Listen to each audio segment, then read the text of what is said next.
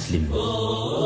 احرص على نشر هذه المادة، فالدال على الخير كفاعله.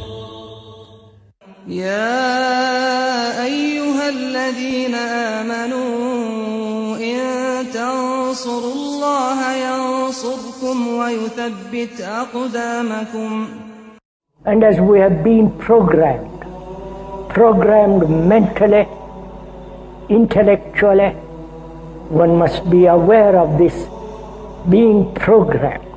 Like a computer. The programming that we are constantly assaulted by throughout our life conditions us. It programs us to a particular worldview.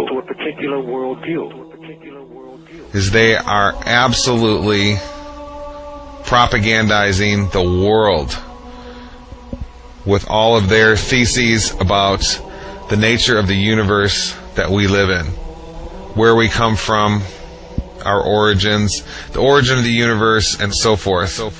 The project is literally the secularization of the world, to completely strip the world from religious beliefs. This is the project, and that is why it is called Novus Ordo Seclorum, a new secular or worldly order.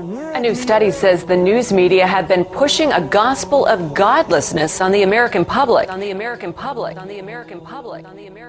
Sure, it's hard for some of you to believe, but you will never see it more clearly than you will today. I mean, it's just so amazing. The creationists were right all along. To be honest, they just didn't have the argumentative skills. All of you are engaged in running your mouths, doing your business, multiplying, buying houses, cars, business, whatever you're doing. And when you're told about God, religion, life, morality, you're saying, look, I ain't got no time for that. Because this media is here and designed to make sure that they ask no critical questions. To make sure that the only thing that they are concerned about is having a good time. The only thing they're concerned about is filling their bellies. The only thing they're concerned about is acquiring more and more material things. And so that is why today, one of the struggles that you have as young people, that when you want to do different events and you want to talk about real issues, you have the struggle of many of your peers who've been so conditioned in this matrix that they would rather party than listen to the truth. They would rather party and shop and go to the mall than to stand up for issues of justice. They're stuck in the matrix. But you have the responsibility of helping to wake them up, Now, how do we know that there's a God? After having been thoroughly brainwashed. And how do we know that there's a creator?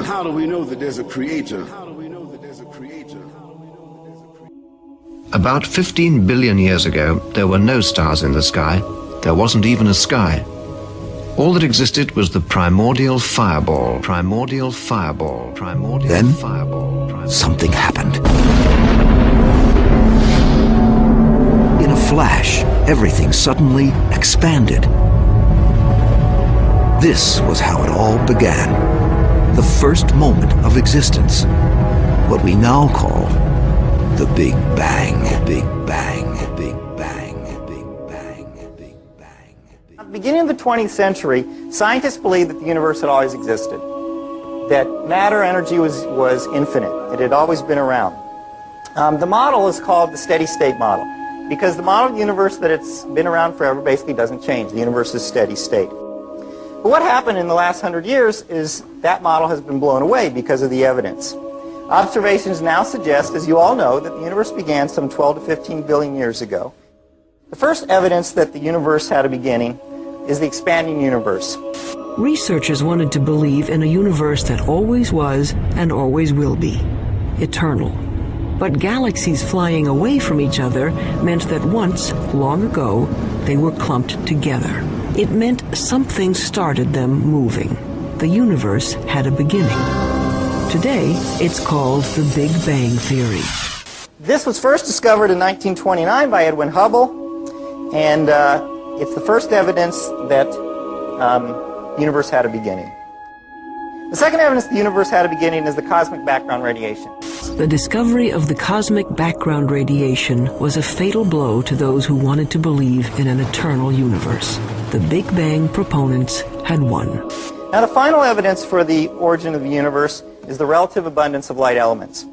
It's very clear now that the universe had an origin, and scientists have become to accept this. In fact, the equations of general relativity that Einstein developed had an origin of the universe. When Einstein developed his equations of general relativity, they showed that there should be an expansion of the universe and an origin, and Einstein didn't like that. He added something called a cosmological constant, which he later realized was not there. When we saw that the universe was expanding, that there really was an origin, he threw out the cosmological constant. He said that that was the biggest mistake of his scientific career, was introducing that, was introducing that, was introducing that, was introducing that, was introducing that. But when this Big Bang model was first proposed in the early part of the 20th century, it was received with great skepticism by the scientific community. Because the scientific community knew that the Big Bang opened up the possibility of having a beginning and a creator and someone who began it.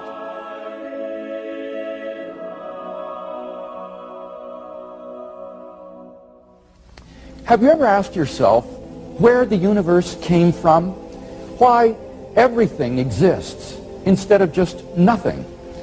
Typically, atheists have said that the universe is just eternal and uncaused. For example, Bertrand Russell, the famous atheist on a radio program, he said the universe is just there and that's all. But the astrophysical evidence indicates that the universe began to exist in a great explosion called the Big Bang 15 billion years ago.